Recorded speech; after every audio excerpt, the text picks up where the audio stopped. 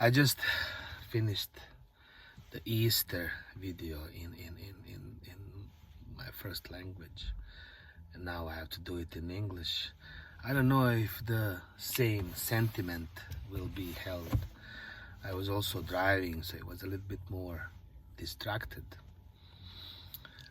Here I am in a new vehicle. My car died and it's currently at the car shop being fixed. So while it is being fixed, I was given this loaner car. It's a beautiful Ford Escape. It's like so cool. The engine is currently shutting down. Maybe you can hear it in the background. It's a beautiful sunny day outside. It's Good Friday, so we are commemorating today Good Friday. So this is the last Friday before Easter. On Sunday it'll be Easter.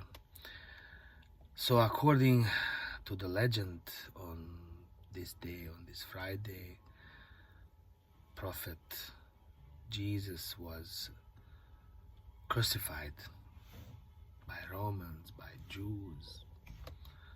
I have no idea. I mean, it's a story that's 2025 years old, and you can either believe it or you don't have to. That's the whole point and concept of faith, right?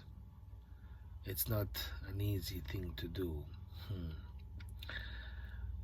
How do you feel on a day like this? I mean, are you supposed to celebrate? Are you supposed to celebrate or not? Are you supposed to turn inwards, or I'm not sure. I think the whole point is that the most rewarding journey is the one on the inside rather than on the one on the outside. There are places to go on the outside, there are things to do, people to meet, but truly the most rewarding journeys are the one on the inside. All the answers are there within you, within your own mind, within your own DNA. You know, I think that regardless of what the weather is like outside, in my heart there's always Disneyland. In my mind, for sure. Things are always happening. So on the surface I might look this way or that way, but when I close my eyes I just travel to different places, and different occasions remind me of different things. So Easter obviously has different connotations to me than, let's say, Christmas does, or Ramadan, or Passover, or something like that. I mentioned this a million times, that I was lucky enough to be raised or to grow up in such a multi-ethnic, multi-religious, multicultural society as former Yugoslavia was, where we celebrated everything. To this day, you know, when people ask me, who are you and how do you define yourself, I say I'm everything. I'm Bosnian, I'm Canadian, I'm Korean, I'm Japanese, I'm Sudanese. The whole world belongs to me, and the same goes with religions. You know, I'm Christian, I'm Muslim, I'm Jewish, I'm Roma, I'm Buddhist, Taoist. I am everything, you know. Sexuality, the same way. I refuse to be defined by one particular sexuality. You know, are you straight or homosexual or bisexual or two-gendered or fluid?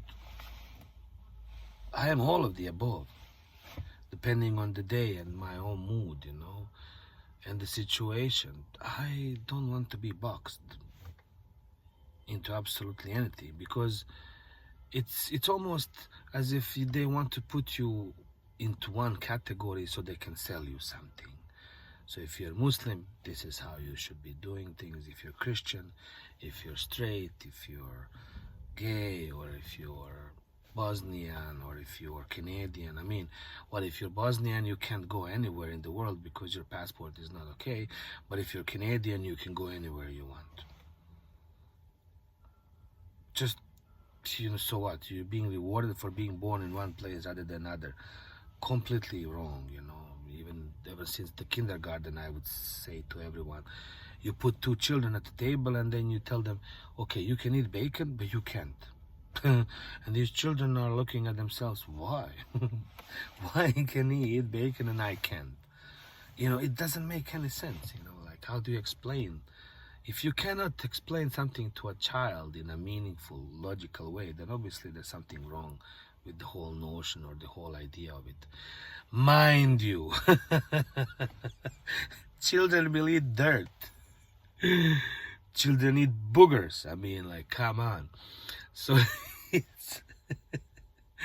it's very important that we teach them these things. And I think that, eventually by 2500, we'll all eat the same thing. We'll all look the same, wear the same. There will be one sex. Will be everything all at once. I'm looking forward to that, Yes, living in that multicultural society, we celebrated differences. But look where it also led. It led to one of the bloodiest wars of this century or any century. I mean, we don't really know how to celebrate these differences without somehow comparing ourselves to others, saying that this is better than that because this is more familiar to you or whatever. For a short period of time, while growing up in former Yugoslavia, excuse me, cheers, we were able to truly embrace the idea of that multiculturalism, and we celebrated everything. So let's say during Easter, and this is something that we are celebrating now.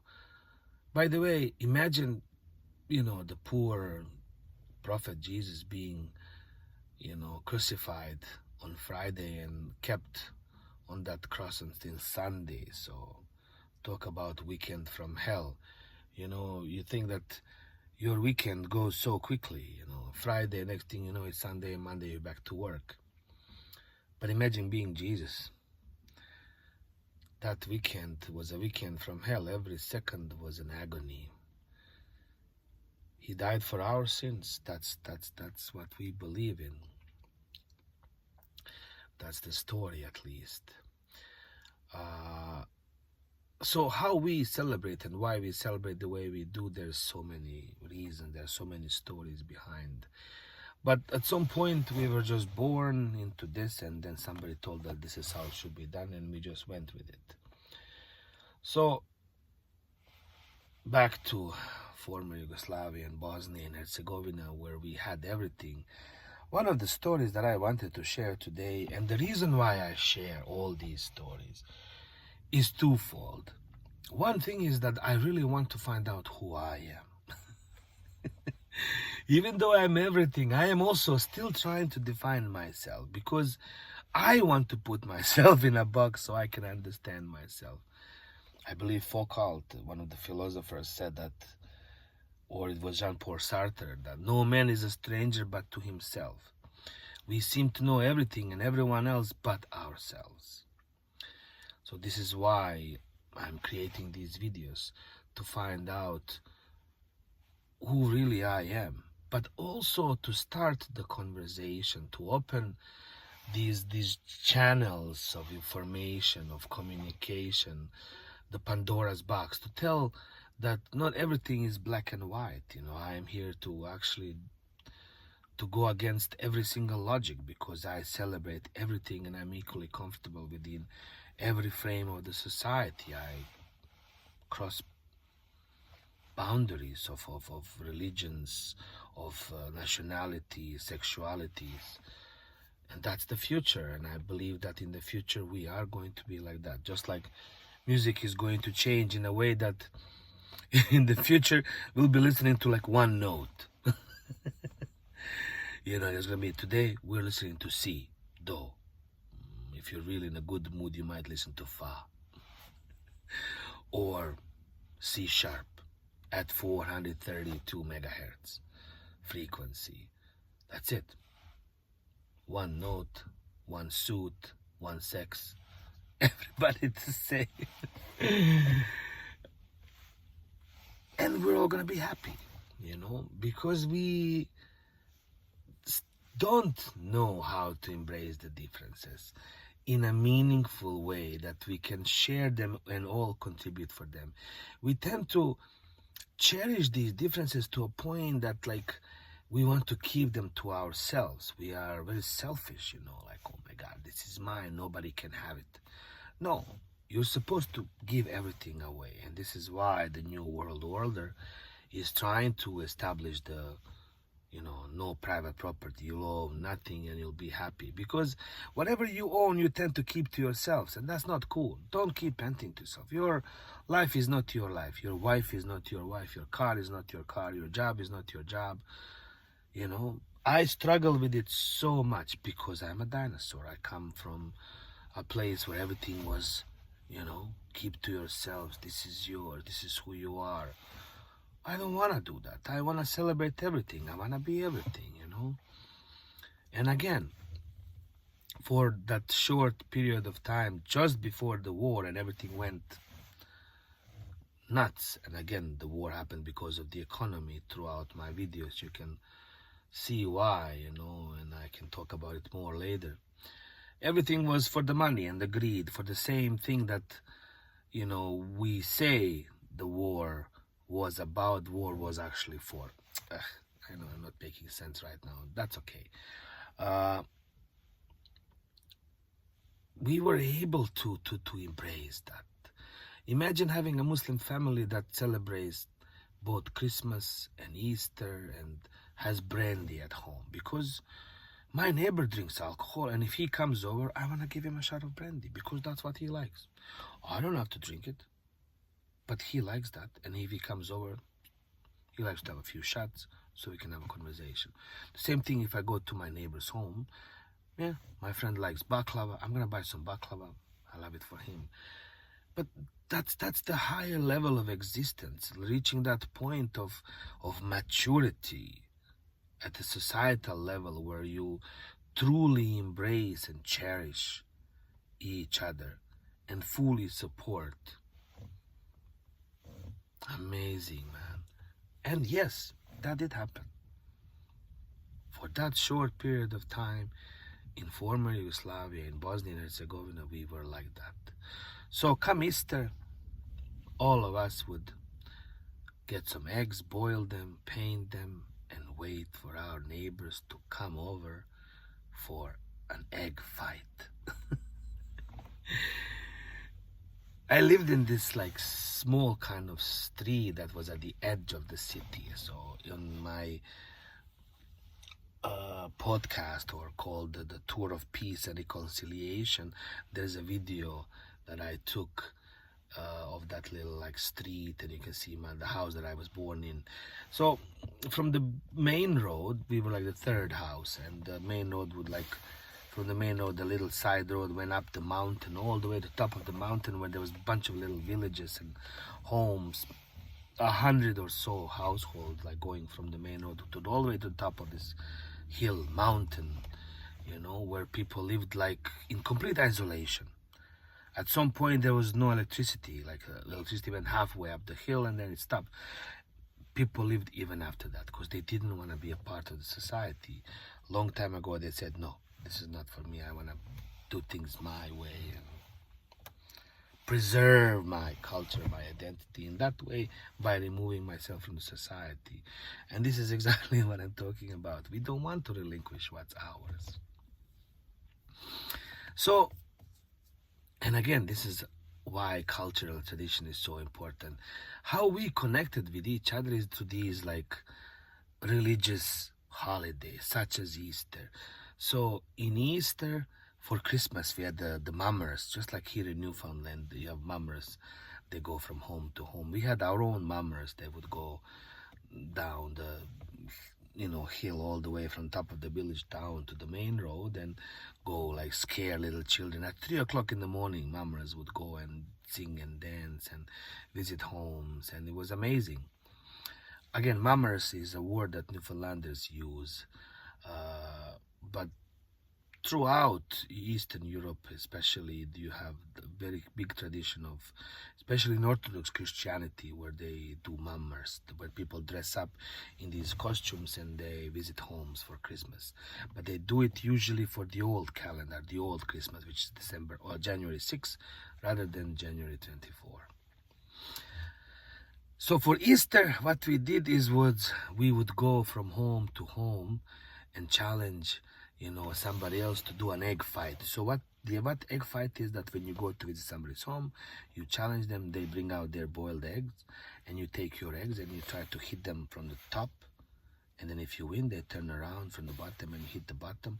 And if you break on both sides, you win. That was it. Amazing. Well, like, whoever came up to that, and to this day, every time I have a boiled egg, I go with my kids, like, come on, kids, let's do the egg fight. I try to hit their side, they try to hit my side, and see who wins. It was a very important tradition in our village, where, people would like prepare, make sure they get the certain eggs, boil them a certain way, paint them a certain way, so they become the strongest. And then you wake up in the morning, go to next door, hey, I'm here for an egg fight, hey, come on in, you try, you win, you go to the next house, you win, you go to the next house. And the most you can do is 3 or 4 homes until your eggs breaks. You come back. I think I might have done 10 one year. I'm not sure. I have no idea. Usually, like I said, it's just a few times you win and you come back, then somebody else comes to your home, and it's interesting, kind of like Christmas trick-or-treating, but with these eggs. One year, my father brought us a wooden egg. So I fooled a few people with a wooden egg until they found out it was a wooden egg, and I almost got into trouble.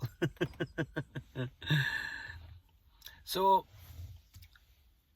it was funny, like, because during that Easter time, all children, the whole bloody town ate boiled eggs. So when you go to school, all children are eating boiled eggs. The whole school smells like boiled eggs, farting everywhere. It was horrible. Few people would decide to go to a little a shop that we had next to our home that was selling just 2 slices of bread with a hot dog in between, or 2 slices of bread with some Nutella spread. So you could buy a 2 slices of bread and a small Nutella, and then there was not even a knife, so you would take Nutella and use your finger to spread it and eat it. We had such, the school lunch program was non-existent. But nevertheless, there was an option to do that, so few people would still go and get that hot dog. And then, other friends would come over and say, can I please have that piece of bread that the hot dog was laying on, because it still has some grease on it, because you would never share your hot dog, but you would give away some bread. So one year, I remember clearly, there was a knock at the door, and we opened the door. Like I said, we were the 3rd house from the road, and if you go all the way up the road, there's maybe 100 houses in the village, and it's 3 or 4 kilometers up the hill. We opened the door, and this huge man, you can totally see that this man is working the land. This is big, just a big man, The second tallest people in the world are the people who lived in the Danarian Alps, that part of Croatia and Bosnia. The tallest are Dutch, and we were the second. Big, strong, healthy man, he says, I am here for egg fight, egg duel. Of course, we were ready, come on in, we'd like to have a shot of brandy. I don't think he had any, because imagine if you go to 100 homes and have a shot of brandy, you'd be wasted. But, brandy was offered, juice was offered, some cookies, dessert. And he said, no, I just want to do this. He said, I'm coming all the way from the top of the village. I'm on a mission to show off my egg. So he went to every single household, like I said, 50, 100 houses in that village, and won every single match. Came to our home, and we realized this is a mission, a God's mission. This is not a mere main and a mere egg. This egg is there's something to it. So my father said, okay, I'm the man of the house.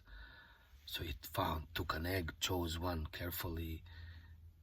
They fought. The man hits the egg. Our egg breaks. Father turns it around. He hits it again, breaks again. Says, thank you very much.